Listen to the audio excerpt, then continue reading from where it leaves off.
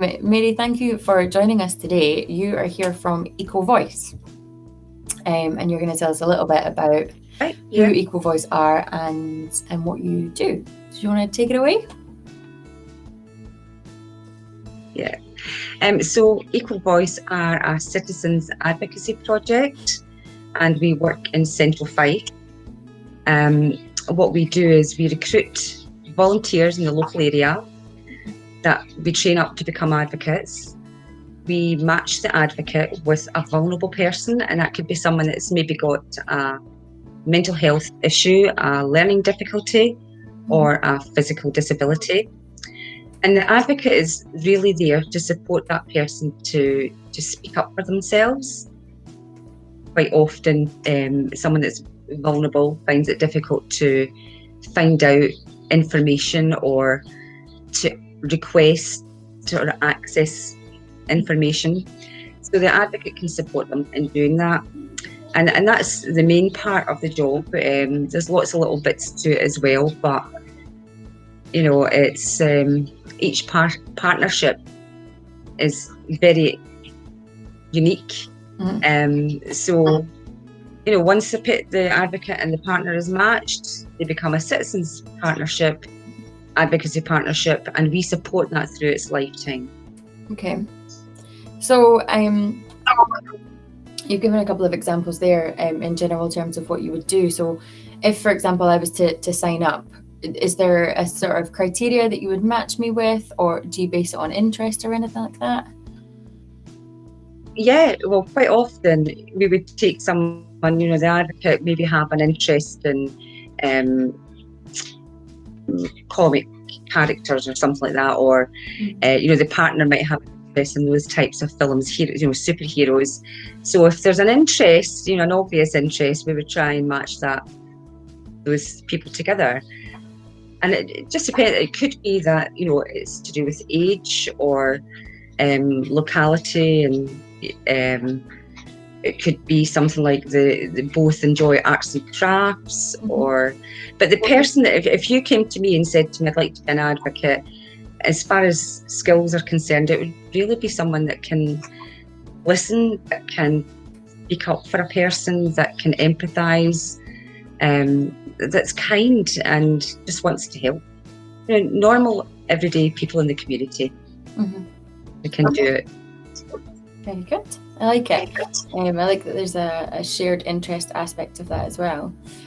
So how would you go about signing up? Do you send an email in, or is there an application form? We do have an application form. So if someone was interested just now, they could just phone us. Our details are on our website as well.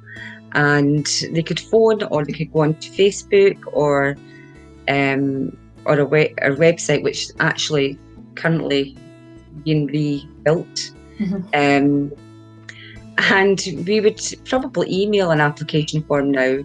We would have, pre-COVID, we would be meeting the person out in the community and discussing everything further. But at the moment, we're doing a lot of stuff on Zoom. And our advocates and our partners are meeting on Zoom as well. We've been upskilling all our partners to use tablets and phones and so on, so that they're not feeling isolated. Amazing. So obviously you've been adapted this to being online, which is great. You're still managing to operate, albeit slightly differently at the moment. And you said you're based in and around Central Fife. Is there a specific kind of area that you cover, or? Okay, so well, really from the sort of Kirkcaldy up to Leven area, Lochgelly, you know, all those areas, sort of central belt of Fife. There's other advocacy agencies in the west and in the east. Amazing.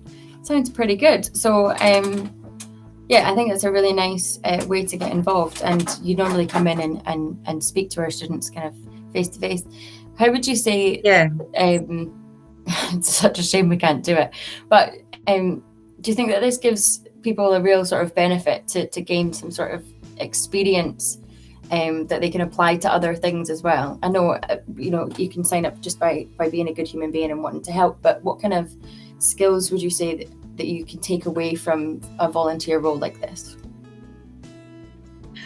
All our volunteers are trained. We put them through a training course, and then we'll, if there's something that comes up throughout their time being an advocate, we will look for specific training. It could be maybe something to do with autism, or a Down syndrome person, or mental health. We would look, for specific training for them. So they're building their knowledge and their confidence all the time. Our advocates have said how much they get out of it, the pride they have when they see their partner being able to, for instance, being able to go on a bus on their own. They're helping them throughout their normal everyday life. Sorry about that. The phone went off. This is the world that we're living in. This is why it's informal to do these things, because we know that there's I've got a cat going mad trying to get in as well. Scratching at the door. I'll not keep you too much longer. So yeah, you've kind of covered where you are and how people get in touch and stuff. How are you doing for volunteers at the minute? Would you say that it's something that you're maybe needing to pick up again with? Has your volunteer rate always taken on? Opportunity?